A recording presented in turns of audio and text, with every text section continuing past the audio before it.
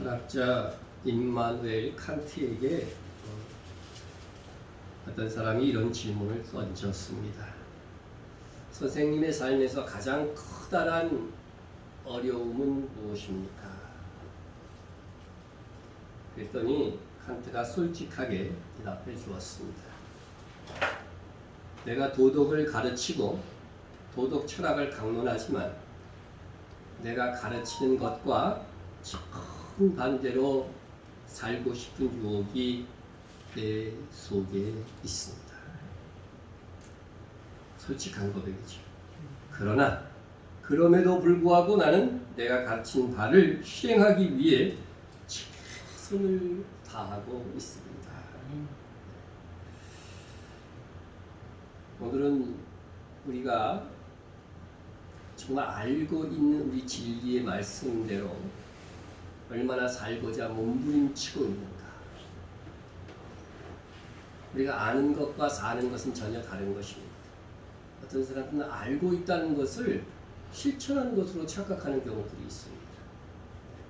알고도 행치 아니했다면 알지 못한 것보다 더 큰 비극을 낳을 것이다. 네? 생각지 않은 날에 알지 못하는 시각에 그 종이 주인에게 이르러 엄히 때리고 신시하지 아니한 자에 받는 벌에 처하리니 주인의 뜻을 알고도 준비하지 아니하고 그 뜻대로 행하지 아니한 종은 많이 맞을 것이요 알지 못하고 맞은 일을 행한 종은 적게 받으리라. 누가복음 12장에 있는 말씀입니다. 주님이 다시 오실 것을 알고도 준비하지 아니한 종은 알지 못하고 행하지 않은 종보다 더 큰 벌을 받을 것이라고 하는 것입니다. 우리는 주님의 다시 오심과 그에 따라 진리에 따라서 살아야 함을 다 알고 있습니다. 그런데 여러분 알고 있는 진리대로 사는 것이 쉽습니까? 어렵습니까? 네, 어렵다. 아주 경건하게 사시는 선교사님조차도 어렵답니다. 그런데 성경의 대사도인 바울도 똑같은 고백을 했습니다. 내가 속사람으로는 하나님의 법을 즐거워하되, 이 속사람이 있어. 속사람. 속사람 하나님의 법을 나는 즐거워한다. 분명히 즐거워한다는 거야. 그런데 내 지체 속에서 한 다른 법이 내 마음의 법과 싸워 내 지체 속에 있는 주의 법으로 나를 사로잡는 것을 보는도다. 속사람에게는 분명히 하나님의 말씀을 즐거워합니다. 그 말씀대로 살고 싶어요. 그런데 또 뭐가 있어요? 내 지체. 이 지체가 뭐예요? 그냥 몸이에요. 몸. 육체. 네? 네. 육체 속에서 또 다른 법이 있어. 이걸 쉽게 얘기하면 뭐라고 그랬죠? 질성이죠. 질성. 네? 우리의 육체 속에 이 질성에는 뭐가 있냐면요, 하나님의 법을 즐거워하는 것이 아니라 오히려 죄 짓는 걸 더 즐거워해. 쾌락을 더 즐거워해. 네? 그런 속성이 있다는 거 인간에게요. 나는 없는데 그런 신분이 있어. 성경에 있다는데, 대사도가 있다는데 자기도 나는 없어. 네? 사랑해야 되는데 육체는 또 미워하고 질투하는 이 속성이 내게 또 있다는 거예요. 네? 있다는 것입니다.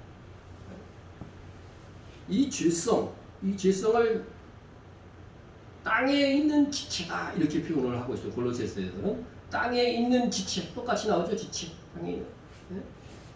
왜 땅에 있는 지체라고 하느냐면요, 땅에서 살 동안만은 이 육체를 갖고 있는 한 이 속성이 있다는 거예요. 땅에 있는 지체를 죽이라. 그건 뭐라고요? 음란과 부정과 사욕과 악한 정욕과 탐심이니. 그러니까 인간은 죽을 때까지 이거 안 없어집니다. 그러니까 어떻게 살아야 돼요? 항상 어떻게 돼요?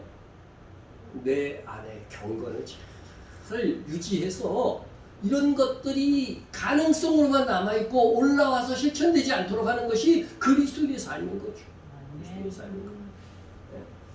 그런데 이 속성, 이 땅의 지체의 속성이 얼마나 강한지요? 바울은 뭐라고 그랬냐면요, 절규했어요. 어느 정도로 강하냐면은 오라 나는 공고한 사람이구나.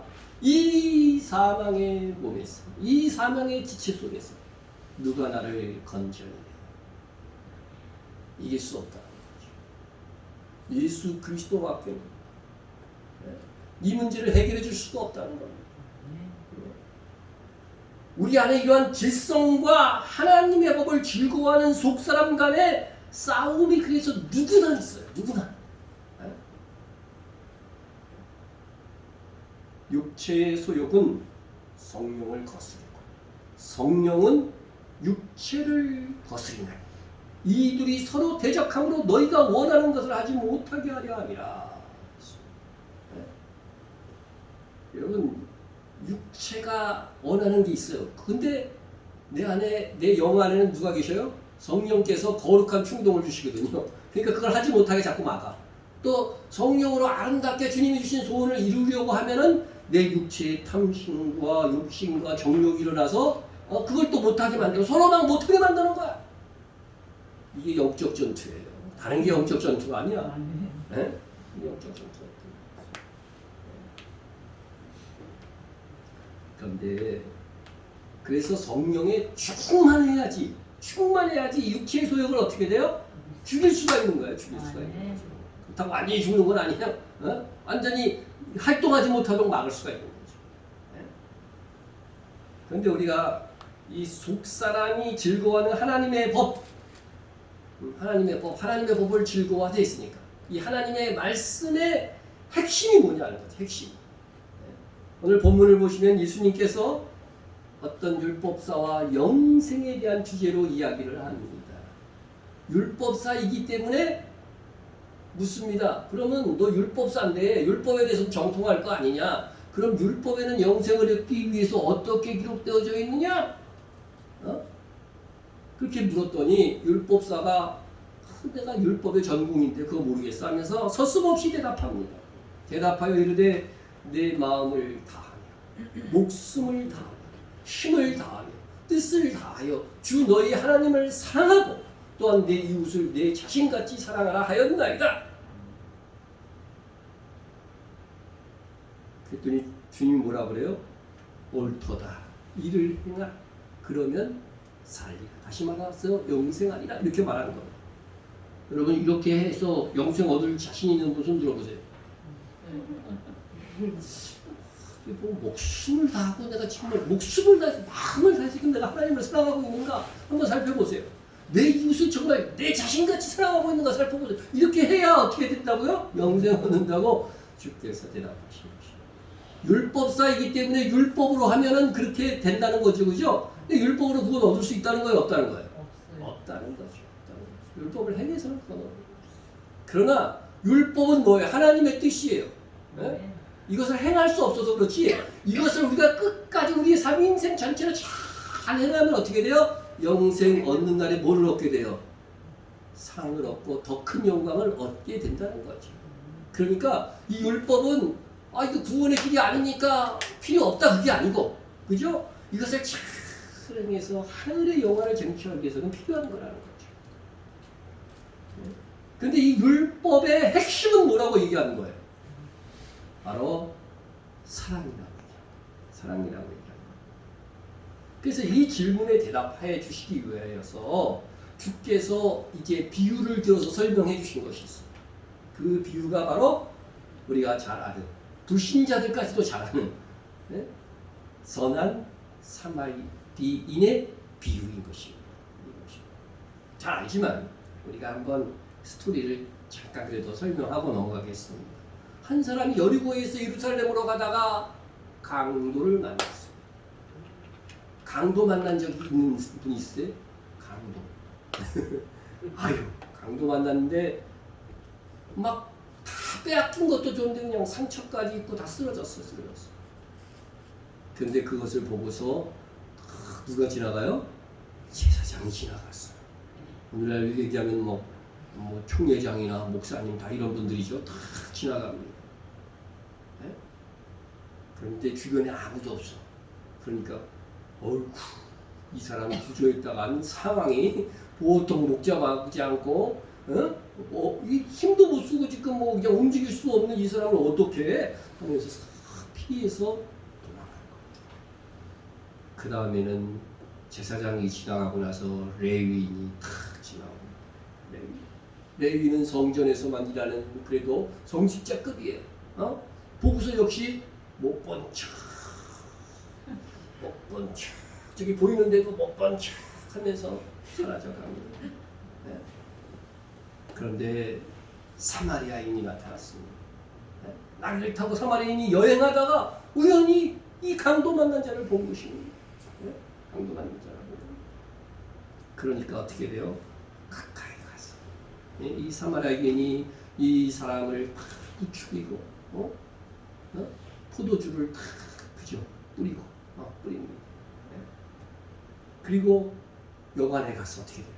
더 돌보아 줍니다. 여관으로 가서 전부니까 여관을 가서 밤새 돌보아 주고 또 자기 일정이 있어서 이 사람은 떠나가야 되니까 여관 주인에게 부탁을 합니다. 그러면서 2데나리온을 탁 돈을 주고 혹시라도 이 사람 치료하는데 이게 부족하면 내가 다시 돌아올 때에 주리라. 다시 돌아오고 확인하겠다는 거죠.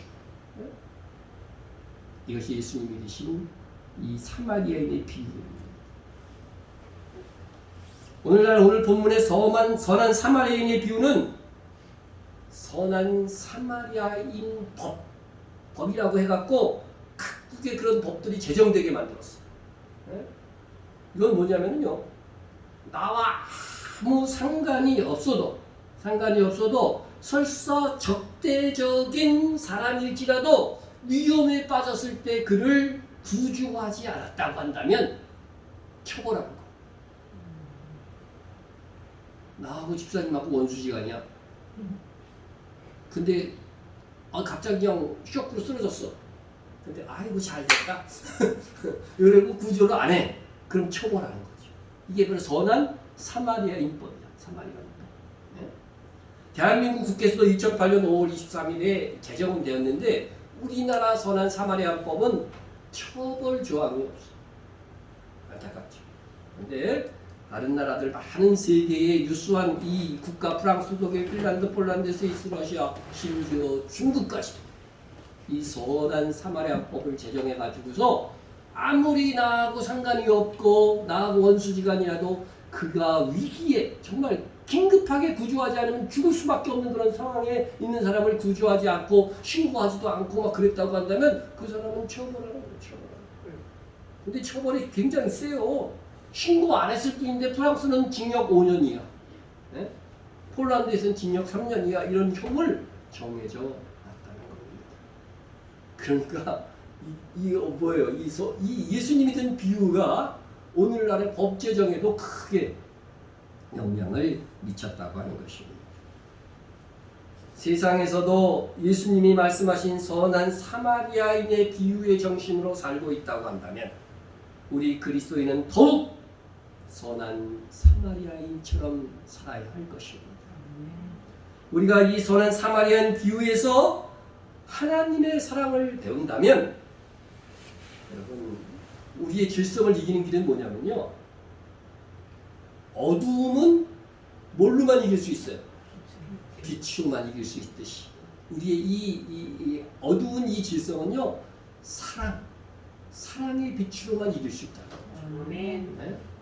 사랑하려고 애쓰고 노력하다 보면요, 하나님께서 내게 사랑이 없더라도 하나님의 사랑의 힘이 공급되는 거죠. 그래서 오늘 이 선한 사마리아인의 이 비유를 통하여서 우리가 사랑을 실천하기 위해서 무엇을 배울 수 있을 것인가? 첫째는 불행을 당한 이웃을 긍휼히 여길 줄 아는 그런 영성을 가져야 돼요. 영성을 가져야 돼요. 긍휼한 마음을 주께 구하세요. 코로나 전국에 보면은 피해가 없는 사람들이 있어요. 오히려 더 잘 되는 직종이 있어요. 그죠? 이때 더 잘 되는 직종이 있어요. 그들에게는 이웃의 신음소리가 들리지 않을 수 있습니다. 만일 그렇다면 자기 유익과 생각만으로 가득 차 있는 것이죠. 한 정신과 의사는 현대인의 절반 이상은 자폐증 경향을 보인다. 자폐증 경향. 네? 사전적 정의에 의하면 이 자폐증이라는 것은 뭐냐면요, 외부와의 접촉을 끊어버리고 자기만의 세계에 파묻혀 있는 거죠. 그래서 주위에 대해서는 어떤 관심도 기울이지 않고 타인과의 교감의 능력을 상실한 것. 네? 그런 사람들 봤죠. 저도 지하철 타고 나다가 딴청으로 자기 생각만 하고 있어. 그런 사람 봤어요? 네? 그게 자폐증이에요. 자폐증. 이 자폐증 환자의 최고의 문제가 무엇입니까? 서로 교감할 수 있는 능력이 없다는 거죠. 사랑할 수 없는 이 능력, 사랑할 수 있는 능력이 없는 그런 상태로 살아가는 것이 자폐증. 예수님의 비유스의 제사장과 레인의 모습은 영적으로 보면 자기밖에 모르는 자폐증 환자의 성향을 갖고 있다 하겠습니다.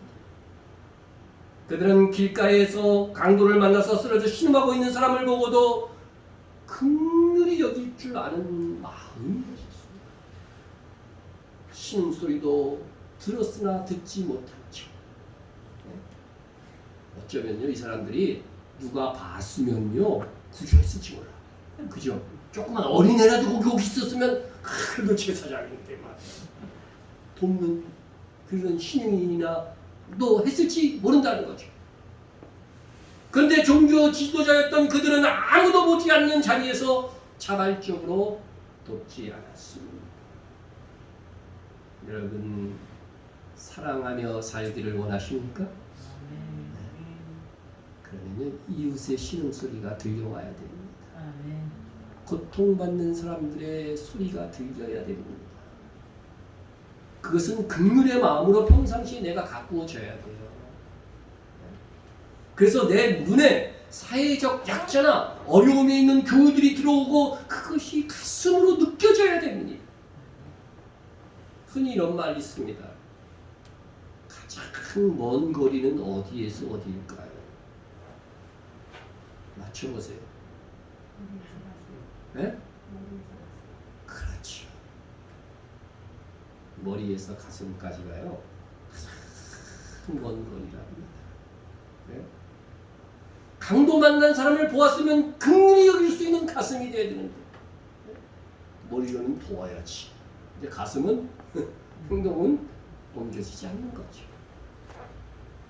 머리에서 가슴까지 여러분 고속도로를 내십시오.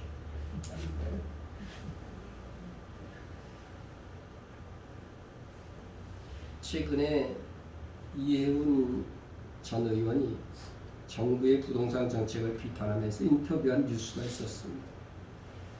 이해운 의원은 믿음도 좋고 또 이슬람 자금이 우리 국내로 들어오는 것도 입법으로 막아낸 그런, 그래도 제가 괜찮게 소개했고 괜찮게 말했던 의원입니다. 그런데 인터뷰에서 자기도 현재 전세살인 한다고 하면서 집주인한테 전화가 오는 날이면 밥이 안 넘어가더라 하면서 15년 무주택자의 서름을 토로했습니다. 집주인이 전화 오면은 또 이게 그죠? 전세 올릴까봐 밥이 안 넘어가더라 그렇게 얘기했는데 알고 보니까 반포에 26억 전세를 살고 있는 거예요. 상가도 세 채 보유했어. 재산도 61억이래.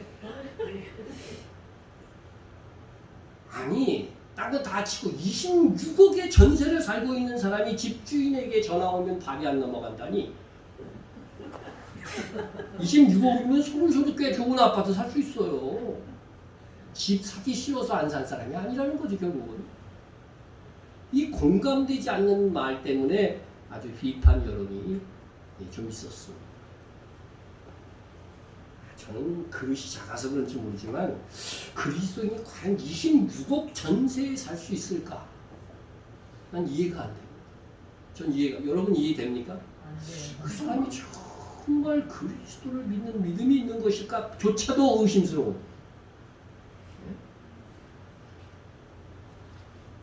과연 그런 삶의 라이프를 가지고 성경에서 가장 중요하게 여기는 가난한 자에 대한 긍휼한 마음을 느낄 수 있을까? 이웃사랑의 흉내나 낼 수 있을까?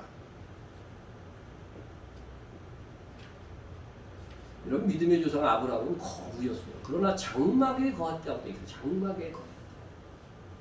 여러분, 내가 부가 있다고 그 부를 충만히 누리고 살면은요, 가난한 약자에 대한 관심이 없어지는 것이 인간이에요. 자기를 대단한 영적인 존재로 포장하면 안 됩니다. 인간은 그럴 수밖에 없는 존재예요. 그래도 정치인이니까 일반이니까 조금 이해하기로 했는데 오늘 예수님 비유에 나오는 사람은 거룩한 일을 하는 제사장이고 레위인입니다. 그들은 당시 사회에 성직을 가졌고 지도자 계급이었고 다른 사람을 가르치고 존경받는 입장에 있었지만 하나님께서 가장 중요시 여기는 고통받는 자들에 대한 사랑을 실천하지 않았습니다. 도산 안창호 선생이 미국에서 이 땅에 다시 돌아왔을 때 일본 식민지 때 있었던 그 상처들 때문에 이 국민들끼리 너무 싸우는 거죠. 아주 갈등이 심화되었습니다. 그때 했던 말이 3천만 동포 여러분, 우리가 공부할 것이 있습니다. 첫째는 사랑을 공부합시다. 둘째는 사랑을 공부합시다. 셋째까지만 얘기하겠습니다. 셋째도 사랑을 공부합시다. 그는 사랑을 공부하기를 외치고 다녔습니다. 그런데 아직까지도 우리가 사랑하기를 충분하게 이 민족이 배우지 못한 것 같습니다. 특히 그리스도인이 우리가 먼저 용납하고 사랑하는 모범을 보여야 되는데 오히려 갈등과 분노를 부추기는 것 같아서 안타깝습니다. 저도 우리나라의 그 근대화 시절의 그 지도자들 있죠. 대방 후 지도자들, 그때 또 일제 강점기 때 그때 막 지도자들을 쭉 정기를 읽어보면요, 나는 도산 안창호 선생이 최고 훌륭한 사람 같아요. 이승만 이런 분들은 굉장히 권력욕이 있었어요. 독립운동은 했지만 권력욕이 있었어요. 근데 이 도산 안창호 선생은 그림자처럼 자기가 낮은 자리에서 항상 섬기자였다. 그런 서민 출신의 지도자였어요. 안창호 선생이 우리 민족에 가르치고 싶었던 것이 무엇이라고요? 사랑이었습니다. 그것도 그리스도의 사랑이었습니다. 오늘 본문의 주인공 선한 사마리아 사람은 무시받는 혈통과 지역의 사람이었습니다. 그 당시 유대 지방에 살던 사람들은 몹시도 사마리아 지방 사람들을 멸시했습니다. 그들인 피가 좀 섞였다는 거죠. 네? 이스라엘 사람은 아닌 건 아닌데 아수르 사람들의 이주 정책에 의해 가지고서 아수르 사람들과 피가 좀 섞였다는 거예요. 네? 그뿐만 아니라 그들을 무시하고 천대했기 때문에 이 사마리아인도요, 이 강도 맞는 사람은 유대인이거든. 감정이 있을 수 있다는 거죠. 고소하다고 생각할 수도 있어요, 나쁜 사람 같으면. 그러나 그 환난 중에 있는 사람을 유대인 이 사람을 사마리아인은 긍휼히 여기고 구했습니다. 존경받는 제사장이나 레위인이 아니었다고 하는 사실입니다. 예수님은 본문의 비유를 통해서 하나님의 나라, 영생에 설명하면서 이 이야기를 했다는 것은 하나님의 나라에서는 어떤 직분과 신분이 아니라 누가 사랑을 가장 많이 실천한 사람인가, 누가 깊은 사랑을 했는가, 진실한 사랑을 했는가, 이것을 통해서 그 사람이 하나님의 나라에서 빛날 수 있다고 하는 것을 가르쳐 주신 것입니다. 여러분 사랑 많으세요? 내 입으로는. 자, 이 사마리아인의 사랑을 세세히 실천 한번 살펴봅니다. 33절에 보면 어떤 사마리아 사람은 여행하는 중 거기 이르러 그를 보고 불쌍해요. 첫 번째는 그 강도 만난 사람들을 발견했어요. 그를 보고 그 다음에 여러분 레위인이나 제사장도 그를 봤어요. 그죠? 여기까지는 동일한 거예요. 그 다음에 뭐가 달랐어요? 그래서 이 사마리아인은 불쌍히 여겼다는 거예요. 불쌍히. 여러분, 이 정서, 감정선이요, 정말 거룩해져야 돼요. 네? 편안한 거 추구하고, 내 것이라고 나 누리는 거에만 항상 신경 쓰는 사람들은 이 감정이 안 올라옵니다. 불쌍히 여겨요. 네, 불쌍히. 여러분, 그 다음에 이 사람은 가슴이 열린 사람이었는데 34절에 보면 그 다음에 어떻게 했나 보세요. 가까이 가서 기름과 포도주로 그 상처에 붓고 싸매고 자기 짐승에 떼어 주막에 데리고 가서 돌보아 주니라. 그 다음에 뭐 했습니까? 네? 불쌍히 여기고 가까이 갔어. 가까이 갔어. 발을 움직여서 가까이 갔어. 네? 여러분, 사랑은 고통받고 있는 자에게 일단 가까이 가는 것입니다. 가까이 가는 것입니다. 다가서기 전까지는 그를 도울 수가 없습니다. 가까이 가야 무엇을 어떻게 도울 수 있을지를 알게 되는 것입니다. 그 다음에 어떻게 했습니까? 사마리아인은 기름과 포도주를 상처에 붓고 손으로 싸매기 시작했어요. 왜 포도주 붓을까요? 상처에다가?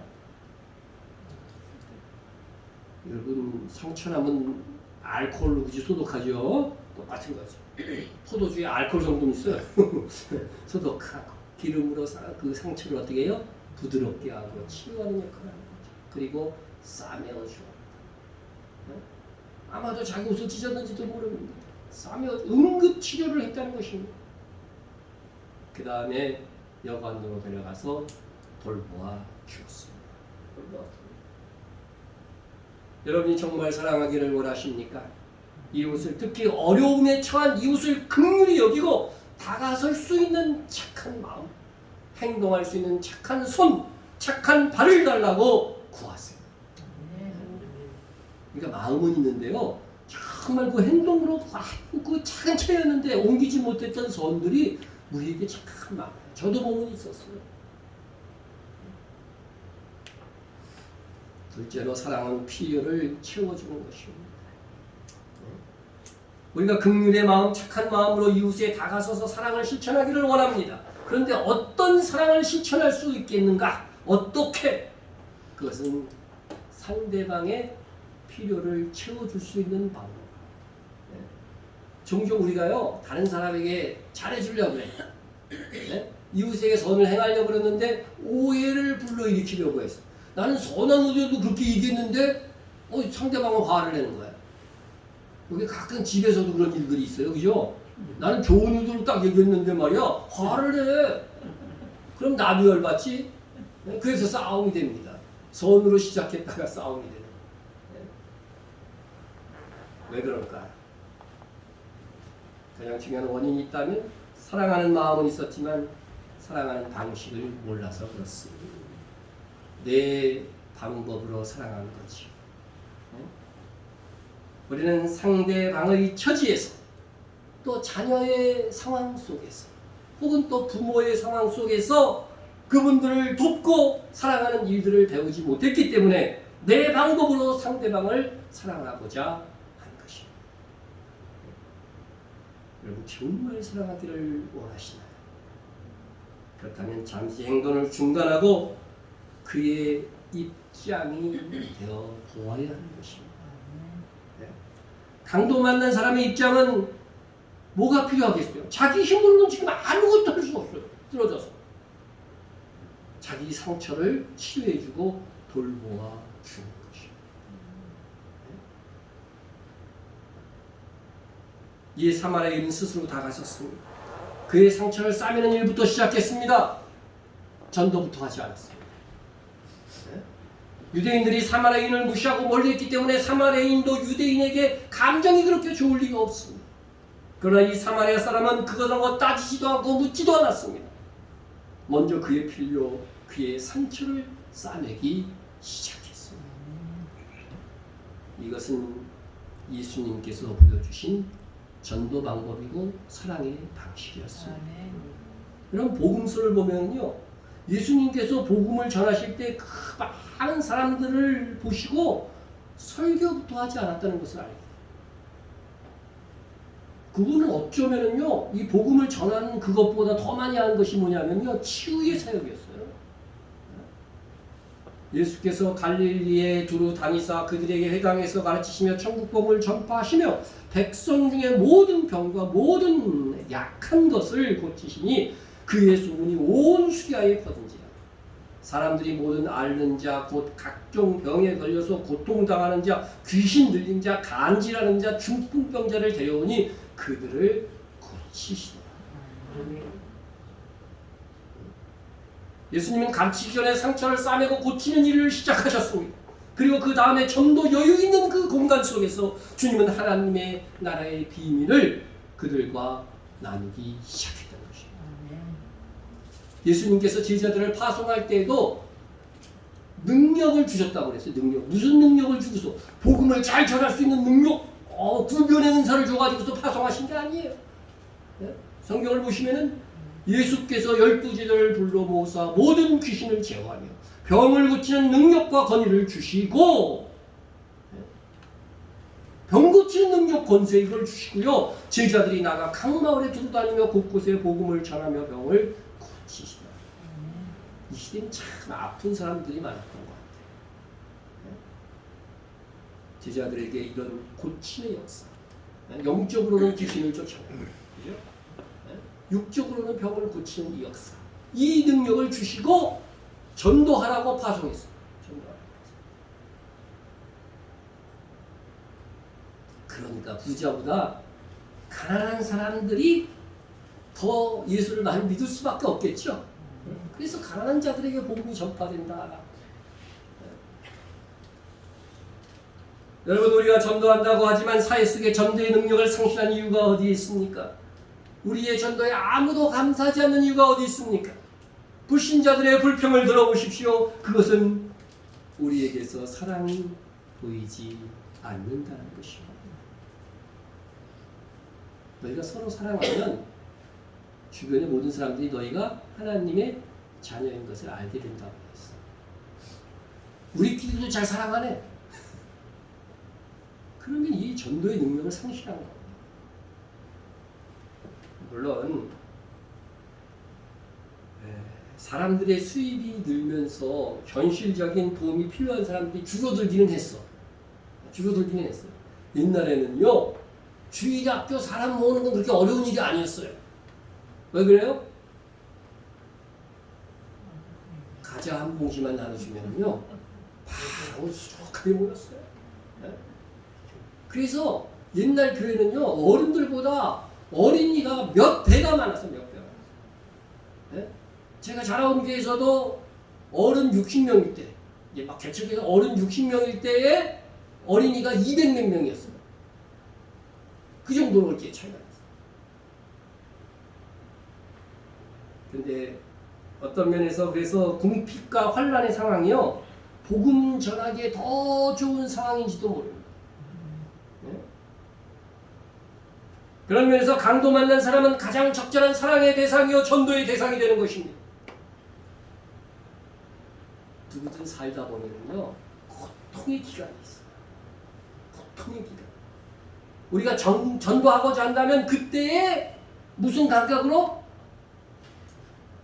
동물적 감각이 아니고 영적인 감각으로 가까이서 발견하고 다가서서 불쌍히 여기며 공감해 주어야 한다는 것입니다. 우선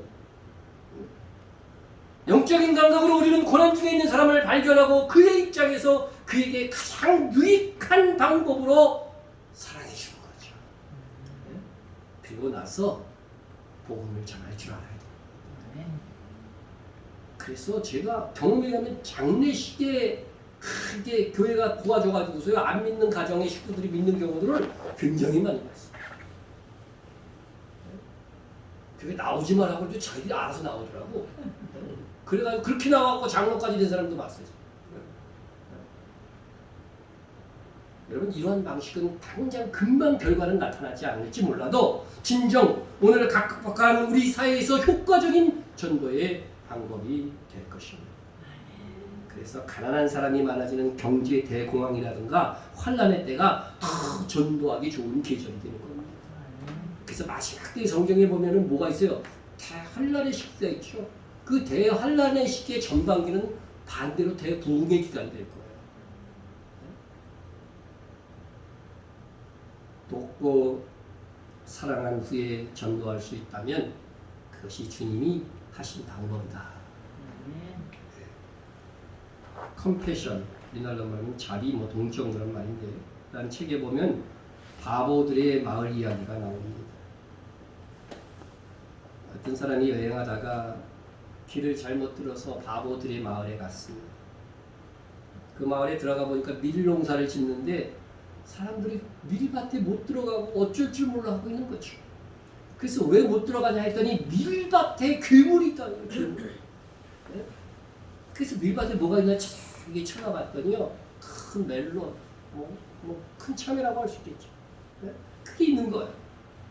이 큰 참외를 보고 괴물이라고 못 들어가는 거예요. 목사님 무슨 말도 안 되는 얘기를 하십니까? 전제를 했지 무슨 마을? 바보들의 마을이니까 참외를 보고 괴물이라고 지금 밀밭에 못 들어가는 겁니다. 그래서 이 사람이 기가 막혀. 아이 날 따라오시오 하고서 그는 칼을 들고 밀밭에 들어가서 그 괴물인 참외를 칼로 여지없이 확 찌른 것이요. 그래서 높이 찍어서 들고서 사람들에게 말하기를 보십시오, 이것은 아무것도 아닌 겁니다. 답답해갖고 막 소리를 쳤어요. 근데 사람들이요, 홍리백산에서 도망갔습니다. 그러면서 이렇게 말하더랍니다. 저 괴물을 무지하게 찍은 저 사람이 이제는 우리를 무지하게 찍을 거라. 그러면서 다 도망하는 것이요. 그 다음에 그 마을에 또 어떤 사람이 길을 잃어서 이 바보들의 마을에 도착하게 됩니다. 그리고 똑같은 현상을 봤어요. 참외를 괴물이라고 생각하고 들어가지 못한 이 사람들을 보았지만 그는 그들과 같이 놀랐습니다. 깜짝 놀랐습니다. 사실 놀라 척해준 거죠. 네? 놀라 척. 그리고 그들과 함께 머물렀습니다. 그리고 시간을 기다렸습니다. 그리고 그는 농사에 대한 이야기를 하고 참외에 대한 이야기를 하고 시간을 두고 그들을 설득해서 그것은 괴물이 아니고 먹을 수 있는 참외라고 하는 사실들을 충분히 전달한 다음에 마을 사람들로 하여금 스스로 그 밭에 들어가서 괴물인 참외를 제거하도록 하였습니다. 저자는 이것이 바로 사랑이라고 설명했습니다. 사랑. 사람들의 자리로 내려가서 그들의 방식으로 그들을 섬길 수 있는 방법을 우리는 찾아내지 않으면 안 됩니다. 우리가 유대인 선교를 할 때도 마찬가지입니다. 유대인들은 기독교인들에게 박해받던 그들의 역사가 있는 거죠. 그들은 그 피의식이 있습니다. 그래서 겸손하게 그들이 가진 이방인에 대한 부정적인 그 사고들을 인정하면서 이런 것을 살피면서 겸손하게 선교해야 합니다. 주님은 우리를 사랑하시기 위해 하나님이심에도 불구하고 사람이 되시고 사람이 태어나는 방식으로 태어나시고 우리가 먹는 것과 입는 것을 먹고 잡수셨으며 입으셨으며 우리가 사는 방식으로 사셨습니다.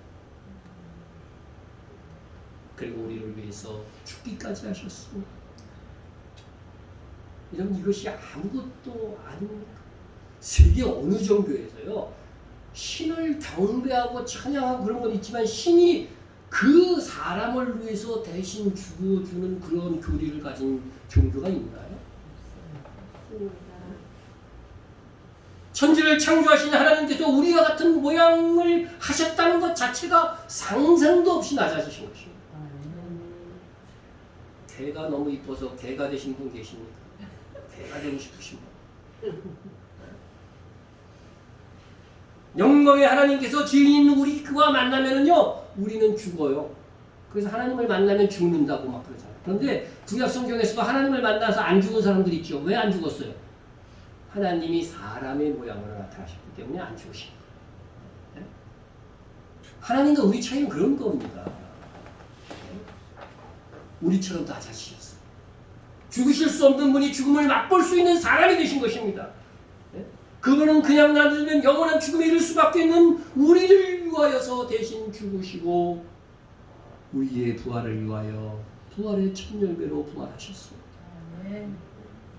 여러분 그 사랑을 배우고 싶지 않습니까? 천국에서 큰 자는 바로 이 예수 그리스도의 사랑을 배우고 실천한 자입니다.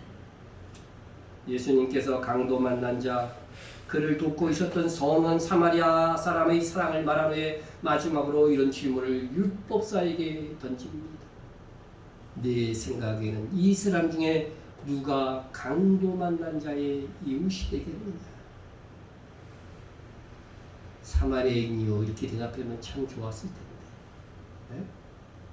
사마리아인은 자기가 싫어하니까 그냥 자비를 베푼이다 이렇게 대답합니다. 그래서 예수님께서 너도 이와 같이 하라. 이와 같이.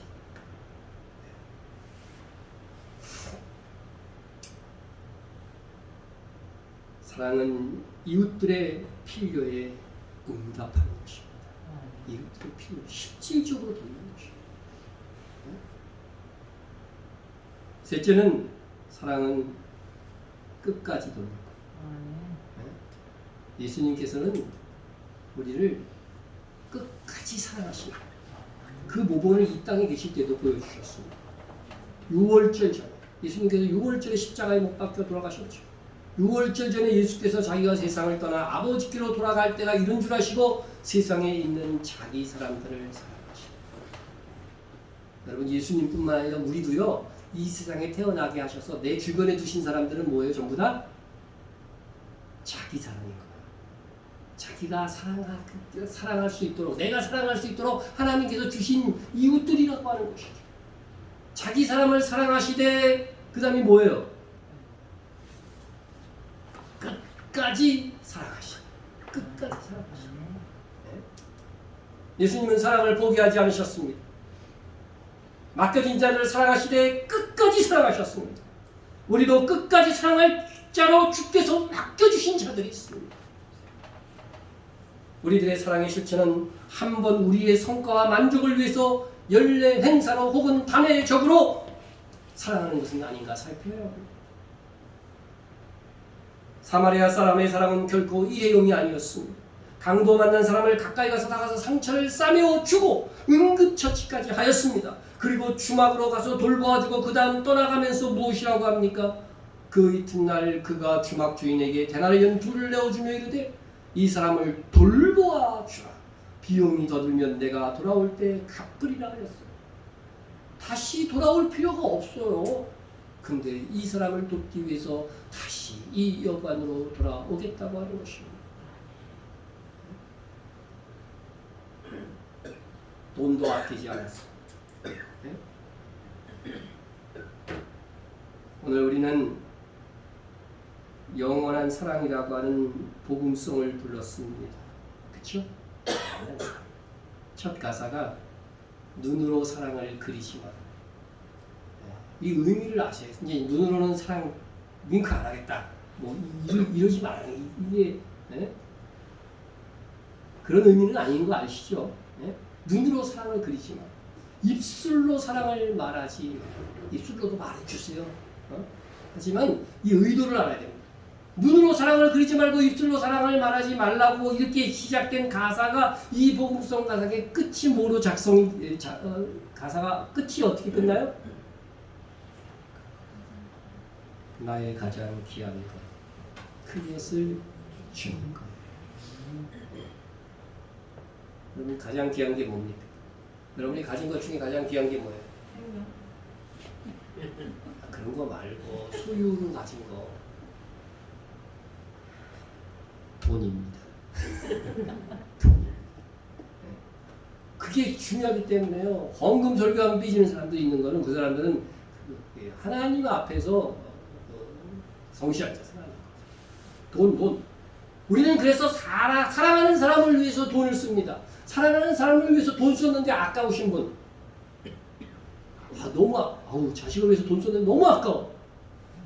그런 분은 자식을 사랑하지 않는다는 증거죠. 돈 쓰고 마음이 너무 좋아. 내가 사랑하는 사람. 그런 사람이 얼마나 됩니까? 돈 쓰면 즐거워져 그 사람들이 있어. 네, 사랑. 왜 그래요? 성경이 뭐라 그래서 분명히 내 보물이 있는 그곳에는 내 마음도 있는. 잘 모르면 성경 말씀 그대로 믿으면 돼요. 그럼 보물 있는 곳에 내 마음이 있어. 그래서 내가 사랑하는 곳에 내 돈을 쓰게 돼 있어요. 네? 그래서 특별한 경도 물론 있겠지만 일반적으로 말하면 물질이 들려 있지 않는, 돈이 들어가지 않는 사람은 그래서 사실상은 없는 것입니다. 자기가 물질이 하나도 없는 경우라면 그죠? 예외지만 물질이 들어가지 않는 사람은 없습니다. 돈이 귀중하지 않은 사람은 없습니다. 그는 그의 가장 귀한 돈을 사용하여 강도 만난 사람을 끝까지 도와주었습니다. 그렇습니다. 그의 사랑은 끝까지 강도 만난 사람이 회복될 때까지 돕는 사랑이었습니다. 우리의 사랑은 거기까지 나아가야 됩니다. 그렇다고 책임져야 된다고 해서 이 세상 고통받는 사람을 다 일일이 찾아가지고서 끝까지 책임져줘야 한다면 이거 큰일이죠. 네? 우리가 인생을 살다가 나만의 17길을 가다가 내 눈에 들어온 내 도움을 바라고 있는 그 사람만이라도 내가 할 수 있는 직선으로 그 사랑 앞에 응답하라는 것입니다.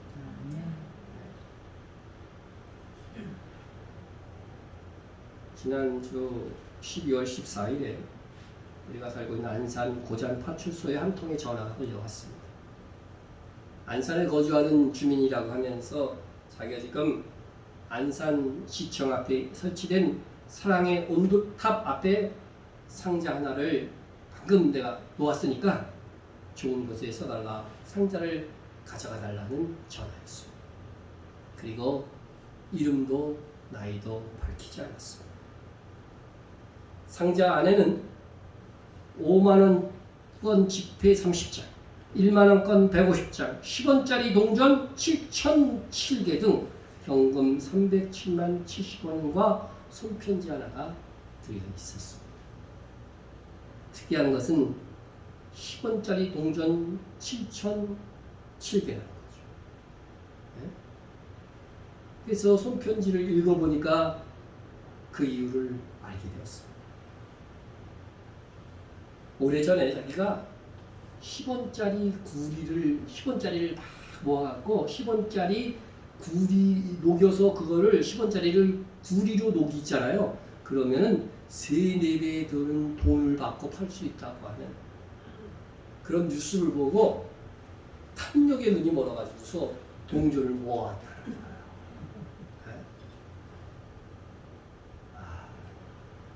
그런데 와이프의 영향으로 자기 잘못을 반성하게 되었습니다. 여자 잘 만나야 돼요. 네? 반성하고 제가 일해서 번 돈 조금을 보태어서 그 탐욕의 보상으로서 일해서 번 돈 조금을 보태어서 내놓으니 안산의 불우한 학생들에게 조금이라도 도움이 되었으면 좋겠습니다. 한다는 사연이었습니다. 얼마나 어려웠으면 우리가 긍정적으로 봐서 얼마나 어려웠으면 10원 동전 모아갖고 구리로 만들어서 팔려고 그랬을까. 그 생각도 해봅니다. 나쁜 놈 그 생각만 하셨죠 여러분? 네? 얼마나 어려우면 그런 생각까지 했겠어요? 네? 가난하기에 작은 탐욕을 갖는 거예요. 가난해서 탐욕이 없는 게 아니에요. 네? 그래도 착한 마누라 만나 탐욕을 버릴 수 있었습니다. 우리에게 탐욕은 없습니다. 탐욕은 그냥 소멸되지 않습니다. 바라지 않고 내어줌으로써 탐욕은 내 속에서 역사하지 못하게 되는 것입니다. 빛을 비추어야 되는 거죠. 우리가 탐욕에 찬 이 세상에서 탐욕을 몰아내는 사랑의 마음, 사랑의 손길이 되었으면 참 좋겠습니다. 그러면 우리가 전하는 이 사랑의 복음이 권위 있게 전파될 수 있을 것입니다. 가장 많이 전도하면서도 가장 많은 열매를 효과가 가장 적은 전도. 네? 이 통계적으로 나온 거예요. 우리 기독교가 가장 많이 전도한대요. 근데 효과는 미미하다. 이유가 어디에 있습니까? 우리가 우리의 사랑이 인정받지 못하고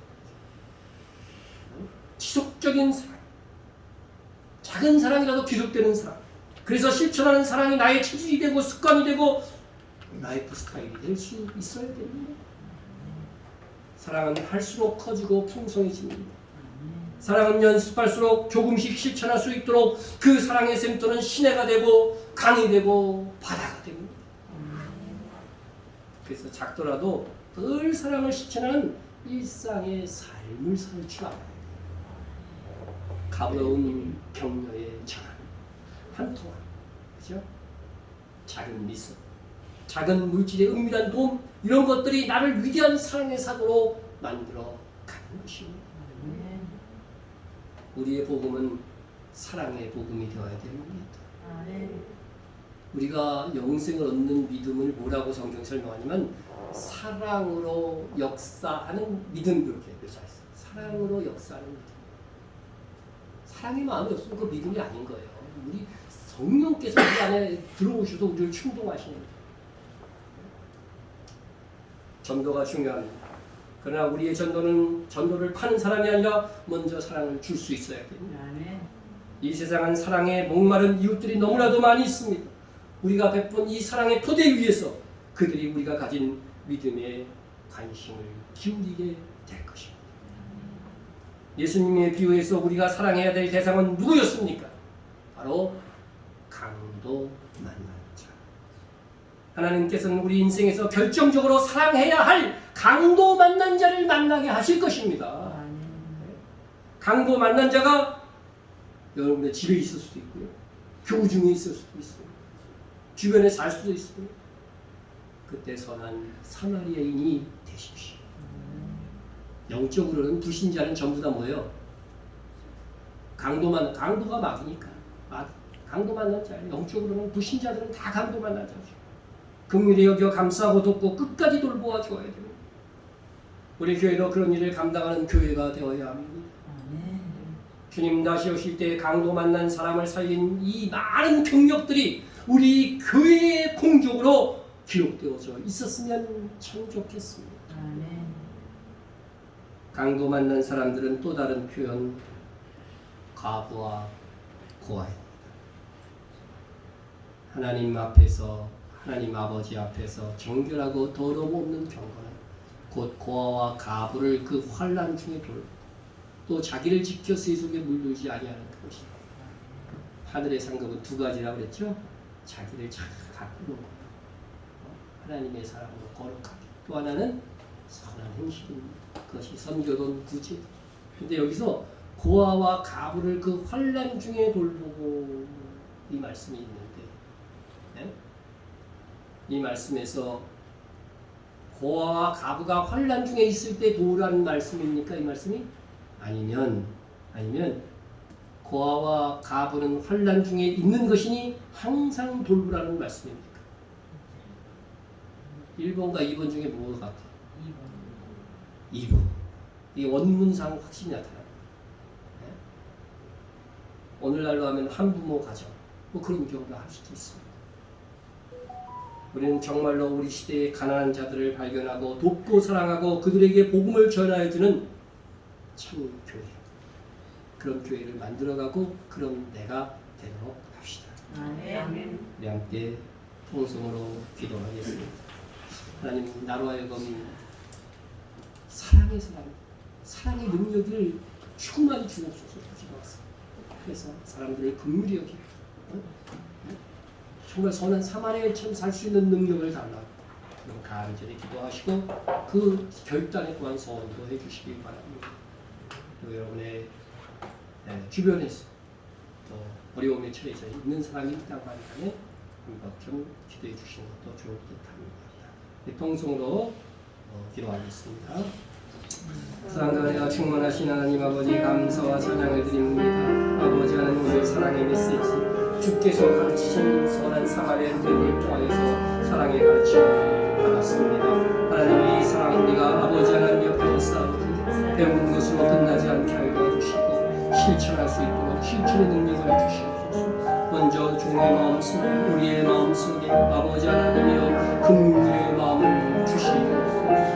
고통받는 자 어려움에 있는 자들을 향한 아버지 하나님이여 주님의 사랑의 마음으로 긍휼에 이길 수 있는 심령이 될 수 있도록 주님께서 함께하여 주시고 고통받는 자의 필요를 채워줄 수 있는 아버지 아름다운 적극적인 사랑의 실천자 되어지게 도와주시고 또한 그들을 도울 수 있는 능력과 힘도 허락하여 주시기를 간절히 빌고원합니다. 또한 그들을 그때 끝까지 도울 수 있도록 도와주시기를 간절히 빌고원합니다. 우리 주변에 있는 아버지를 불쌍한 자들을 만나게 하시고 그들을 사랑하는 것을 또한 복음을 능력이 되시는 교회의 목사 스님들을 다 되어지게 하여 주옵소서.